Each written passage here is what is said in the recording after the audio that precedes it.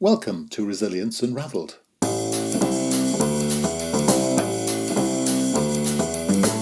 Hi everybody and welcome to Resilience Unravelled, a podcast that examines all aspects of personal and organisational resilience.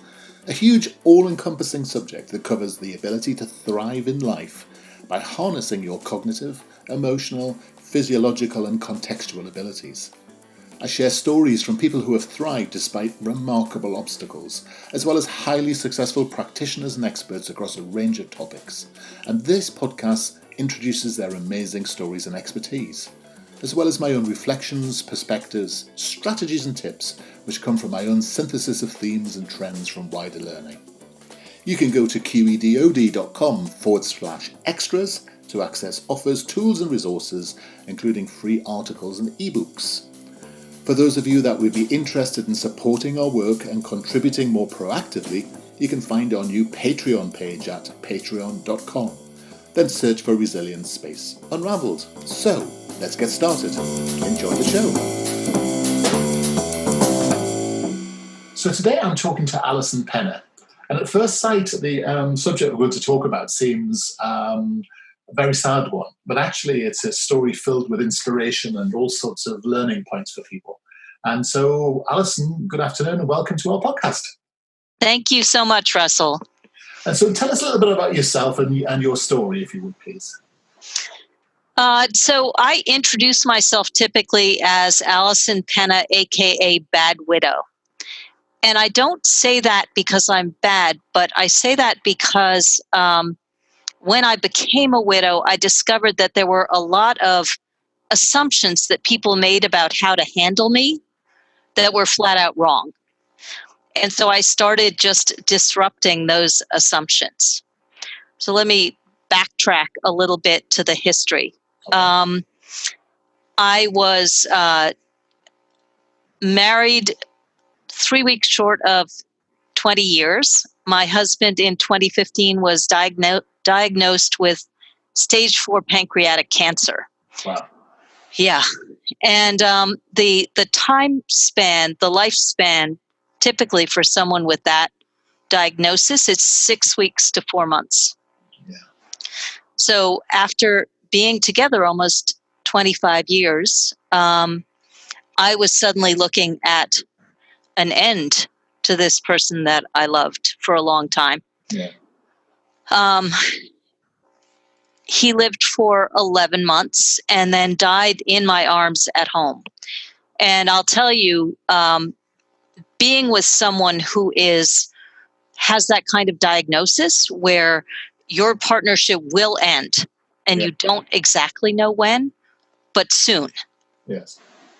It changes how you live really dramatically. So it makes life urgent. People are always saying, what would you do if tomorrow was the last day of your life? But we don't really live that way. No. And what we wound up doing in those 11 months, and I'll get to the bad widow in a minute, is that we started just living full tilt boogie. I had on my bucket list to sing on a stage. I'd sung in gospel choirs, Right. but I wanted to sing in a cabaret show and to have my own songs. And I sang in 2 cabaret shows while my husband was essentially dying, because I needed to remember that I was more than a caregiver. Yes. And I would be more than a widow. And his dying so defined my life that I had to have something outside of it or I was not going to come out whole. Wow. So let me unpack some of that, if I may, because a lot of people, when they hear news of cancer, fall apart, or they run around in circles, or they sort of look for the most, or they look for a medical solution almost. Yep. And I'm guessing those things went through your mind. Well, and we did all those things. So my husband did chemo until he couldn't tolerate the chemo anymore. But the doctors kept saying, slow down, you need to rest. And our thought was, why? Yeah. I mean, his life was going to end. So he finished painting his last watercolor commission. He was an artist all of his life. The Thursday before he died. Right. And I really curated an environment where, in the face of horrifying circumstances, we could, as best as possible, thrive. Yes. Which was not easy. I mean, it was not easy. And so then in September of 2016, 11 months after the diagnosis, he died in my arms at home. Yeah. And we had started a practice when we were particularly afraid. I basically created this love meditation of filling up with love, like filling every cell up with love. Yeah. Because the fear doesn't override the love. Yes. And so when that last day, I was holding him. It was just us at home alone. And I said, in a body, you need breath and love. And when you leave a body, all you need is love. Yeah. So when you're ready, just go out on the love. Yeah. And that's what happened. I mean, all the things I was afraid might happen, none of them did. Yeah. He took 4 breaths and left. Wow. It was incredible. And so much to talk about here, isn't there? Because there's a difference in your story, in a way, to the story of people who lose people suddenly. And so in a way, you had the chance to prepare and to think about it and to actually ready yourself. I don't think it probably made it any easier, but was that a useful process? Is that something that you did consciously? Well, I thought I was prepared. Right. I mean, it's not actually possible to prepare for losing the most central person to your life. Right. You think you can prepare. And, we made wills and we did the financial stuff we had to do. And there are things you can prepare for. But he died and I was at 56, a widow. Yeah. So I was not so young and I was not so old, and I was kind of in the middle. And I felt completely broken. Yes. And there were real physical side effects. So, for example, my memory started becoming completely unreliable. So I would lose pieces of information. I asked my mother once when she was coming to visit me 7 times in a row when she was coming. Yes. Because I couldn't hold it in my memory. Yeah. And it had a drastic impact on what I was able to do, because I had worked as a medical editor and proofreader, which is very specific, detailed information. Yes. And I couldn't remember anything. I was a consultant, so I did this basic business that I created called Affluence Code Consulting, which I used in the course of the time when Dave was dying and as a widow. Reader's Digest, it always annoyed me that everyone wasn't thriving. Yes. And so I went looking for why that was. And what I discovered is that there are 3 ways that people interact in the world, 3 sort of priorities, and everybody's got all of them in some order. Yeah. So the first is focus on work, creating impeccable work. That was my husband. That's why I made sure he could work until the Thursday before the Saturday he died in my arms. Yeah. The second is, and it's not in any particular order, the second is a lens I call love, and that's nurturing one-on-one relationships, starting with yourself. And then the third is what I call charity, and that is serving a thriving ecosystem. And that's actually my first. Yes. So when my husband was dying, he had to work, and I had to lean into my community. Yes. So let's unpack a little bit of that as well, if I may, then, because sure, you've said something which I think a lot of people undervalue there, which is this need to carry out a degree of self-care. Mm-hmm. This idea that in order to be able to give to somebody else, you do have to look after yourself, don't you? And I think a lot of people sort of neglect that. What do you think about that? Well, self-care is a buffer zone is a necessary part of resilience, as I see it. Yeah. So it's a buffer zone against the experience that you're in the midst of. And people talk about my loss like it's the worst thing, but any loss or transition provokes a sequence of events. Yeah.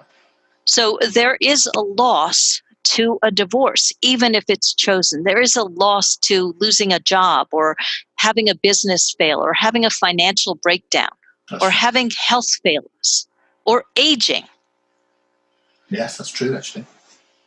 Every single one of these pushes us into a transition which is usually unwanted. And we're not taught how to navigate that. Mm. So what happened after I became a widow was, first of all, I felt broken. Mm. My memory was utterly unreliable. Yeah. To make an appointment, to see someone, I started really leaning on my calendar. So if I made an appointment, I put it in my calendar right away because I knew the next second I wouldn't remember. Yes. And it came down to as basic as I put baskets of easily eatable food around my house because I had about 2 minutes after I remembered I was hungry to go get something to eat. Yes. It was crazy. My energy was also really unreliable. Sometimes I had lots and lots and lots of energy, and other times I had no energy. Yeah. And so when I had lots of energy, I did as much as I could. Yeah. Because I couldn't know that I would have that the next day. It was not certain. And as a consultant, that was deadly. Yes. I mean, if you're going to meet and talk to clients, my capacity to be with people was very limited. Yeah. So it had an absolutely devastating effect. What I discovered was that not only did I feel like I was broken for a period of time, and basically at a certain point I declared, this is not how I want to live the rest of my life. Yes. But other people treated me that way. Now you're saying something very interesting here, because I think in my own experience of loss, people seem to put up for a short period of time, and then they sort of have a view that we should be over it by now, don't they? Exactly. What do you mean? Are you fixed? Are you dating yet? And things like that. I mean, within 3 or 4 minutes, you need to get back out there, and and people don't realize actually that there's a long natural cycle to this process, isn't there? Yes, there really is, and I. Because it's in my nature to deconstruct things and figure out why things are working and why things aren't, this pervasive assumption that my circumstances had broken me, yes, maybe forever, was really interesting. And that's when I started writing as Bad Widow. So just to jump in again, sorry. Yeah. So people think that the circumstances broken you because is that about being defined as being part of your husband rather than being as a separate person going on a joint journey?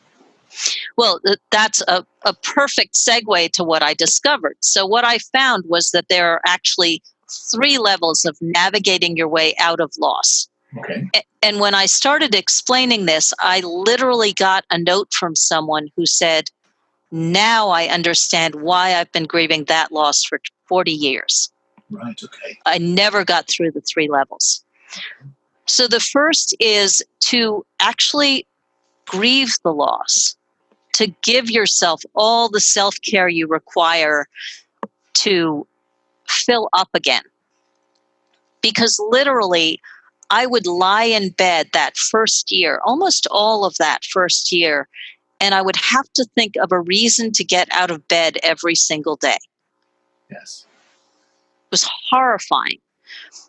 And then some days were easier and some days were harder, but I would not get out of bed until I had a reason to be alive.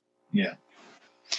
And part of my reason for being alive was to serve. And part of why I started talking about this stuff is that I looked around and everyone was talking about the practical stuff. How do you deal with your finances? Right. Or after the raw pain. But there were very few people who were willing to talk from inside it. So they weren't useful to me, these other resources. Okay. They were great, but they were not expressing the fact that time was slipping and sliding on me. I couldn't remember my past, and from my perspective, I didn't have a future. Right. The future I had imagined was gone. Yes.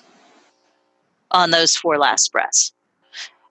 Everything, so I have a different definition of loss or transition. So it's the death of something imagined or co-created that will now never come to pass. Right, that's interesting. Because if you think about it, when you build something and it falls apart, that's a future. That's something you dreamed up that's not happening. Yes. So the loss isn't about what you've lost in terms of what you had. It's about what you might have had in the future. Exactly. That's a very interesting way of thinking about it, because that would therefore question some of the sort of traditional ways of looking at grief, the sort of Kubler-Ross sort of grief curves and things. Yeah, well, those aren't true. I mean, they don't go sequentially that way. No. I mean, I was awash with grief for a long time, and then I hit rage. Yes. And it's not understandable. There's no way to explain to someone who hasn't been through it what this is like. Yes. And part of the time thing that you were talking about is that it's really, really hard to be with someone who is in that state for a long time. Yes, must be. Because it makes the people around us who want to support us feel helpless. Yes. So the first piece that I discovered was how to really proactively heal more powerfully and peacefully. Yes. And that involved amp up the self-care, honor where you are. So if you have lots of energy, do a lot. If you have little energy, do a little. But the thing that's deadly is expecting to be who you were. Yes. I'm going to bounce back. Yes. Straight away. You can't bounce back straight away, can you? You never bounce back. No, you bounce to a different place, don't you? Yes. Yeah. And that's key. That's really key. It's bouncing forward, isn't it? It's bouncing forward. But if you're trying to be who you were, you will fail. Yeah. You will fail. That is such a simple idea, yet is quite immense when you think about it, isn't it? Yeah. It's the idea that you can't step in the same part of the river twice, isn't it?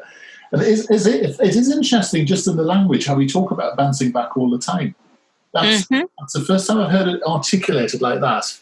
So that's fascinating. So sorry, I interrupted you to sort of say how wonderful that was, but do carry on. Sorry. No, it's fine. So then the second level was you've actually lost. What I discovered was that if you're with somebody for 25 years, you bend your likes and dislikes around theirs. Yeah. So there's a getting along. Yeah. And it's not that you don't like the things that they like. It's that if you had your own preferences, you might not do them. Exactly. Yes. Compromise. Exactly. I mean, and it's a part of any relationship. But what I discovered after Dave died is that there are things that he loved that I had been saying I loved for decades that I actually didn't. And I began a process of reinventing myself, of figuring out what I liked as an individual alone. And because I was honestly clueless, that just required a lot of experimenting. Yeah. Let me try this. Let me try that. And that process of making distinctions is enormously powerful. Yes. The other thing that I found in this time was that people are so afraid of getting things wrong around someone who's had some kind of a loss. Yes. Because they don't know what to say and they don't know what to do. So one of the things that I say is people would step up, step back, or step out. Yeah. And I lost people from my life. Yeah. Who couldn't deal with me as I was. And people stepped back because they loved me. They didn't want to get it wrong, or they wanted to support me, but they were afraid of being stupid. Yes. And one of the things that I started doing as Bad Widows is providing support for the people who wanted to support people who had loss. Right. And this is what you're doing now then? This is the whole idea behind the Bad Widow website and such like, is it? Yes, exactly. So tell me more about that, because obviously badwidow.com seems to be full of resources and all sorts of interesting things. So yes. Tell me a bit about this. I was going to call it a project. I don't mean that, but tell me a bit about this concept and idea and basically how people can get hold of you here as well. Yeah, basically it's a consulting resource. And I work with people in the 3 levels of navigating through a transition. Yeah. So the first is healing from the loss or transition. The second is has to do with reinventing yourself, including getting so clear in communicating what you want that it's a win-win for everybody. Yeah. What I discovered as a widow is that people always want to give you what you want if it's in their power to do so. Right. But it's necessary to get super clear about what you want and ask clearly so that they can win. You see. If people can't get it wrong, if they'll be a hero to you, if they do what you're asking, they will always do it. Yes. And that's huge. That's almost based around the old Zig Ziglar idea of businesses, isn't it? Spend your time figuring out what other people want and provide it to them. It's sort of that idea in reverse, which is quite an interesting idea. Yeah, figure out what you want. Yeah. And I think there's a lot of people in life who are, I'm really struck by that comment about the compromise piece of relationships. And the more, I spend a lot of time coaching people, and much of the resentment in relationships and work and within teams comes from this degree of compromise, doesn't it? Yes. And I suppose this process of reinvention, having that and then being clear about what you want. So if you don't want to compromise, maybe you should stop compromising. But it's quite brave. You have to be quite brave to do that. You've had a personal situation which has forced that bravery, but for other people who are in the middle of a relationship, I'm very struck by this idea of we go through life and relationships compromising, and we also go through life and relationships not realizing that what you've done is lived almost a whole life in 6 months, and why weren't you doing that anyway? It's interesting, isn't it? Yeah, exactly. And then the third piece of what I do is that as I said, people stepped up, stepped back, or stepped out. And I wound up with holes in my networks of support, both personal and professional. And I developed strategies for assessing the networks based on what resources they provided. So if we think about networks, we think about them in terms of all the things that they do for us. So they are people to go out with. They're people to give referrals. These are all people, right? But we don't proactively assess them after every transition and rebuild them so that they serve us properly. And it's reciprocal, right? So if we are being taken care of by our networks, we are organically also taking care of our networks. Yes. And it occurred to me that people usually do this by default. The people leave who are important to us, but we don't look at why they were important, why it mattered that they were in our networks. And we don't look for someone to fill that space strategically. Yes. And if we do that, then that bends back into the idea of communicating so clearly that you get what you want. Then you have the people who can deliver what you want from your networks if you're curating them in this way. Yes. So those are the things that I do. And they sort of wind way beyond being a widow. But this is what I learned because I kept hitting these challenges. And then because it's in my nature to do so, I developed resources and strategies to solve them. Yes. And it turned out they resonated with other people too. Yes. And I notice on your website you've got a very interesting idea, this idea of whether you're really living. Yep. Which I find quite interesting. So you can go to badwidow.com and have a look at that resource. And is that a free thing that people can have a go at? Yeah, sure. Fantastic. And I also offer, a free call with me. If you want to actually talk to me, call me up. Yeah.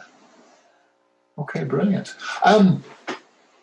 Fantastic. Alison, so much to talk about, but so little time because I'm very conscious of your time rocking by. I think the easiest thing to say is you've got so many resources on this website. I've been looking at it myself. You've got things in the shop. You've got all sorts of things you can have a look at. Alison, what's life looking like for you rolling forward? I am curating the legacy of my husband's art, selling it. And one of the challenges has been not to have his legacy eat mine. I'm in love again. That's another story for another time. Congratulations. And everything is amazing. I'm continuing to build on this stuff that I've learned. Yeah. Because there's a lot to unpack here. Fantastic. Well, I said you were going to have an inspirational story, but not just an inspirational story. It's been an inspirational conversation as well, and that's absolutely brilliant. I'm so pleased. Thank you. That you're at that stage of not a happy ending, but a happy bouncing forward. Yes, exactly. Thank you so much for spending time with us today, Alison. Hi, everybody. I hope you found that episode useful and interesting. Feedback is always welcomed, and if you are in the mood to subscribe to us or even leave a comment on iTunes or Stitcher, that would be amazing. If you want to suggest ideas or even people you would like me to interview, then reach out to us at qedod.com/contact. As I said earlier, you can go to qedod.com/podcasts for show notes or follow the links. And you can go to qedod.com/extras to access offers, tools and resources, including free articles and ebooks. For those of you that would be interested in supporting our work and contributing more proactively, you can find our new Patreon page at patreon.com. Then search for Resilience Unravelled. I look forward to being in your ear next time around. Take care.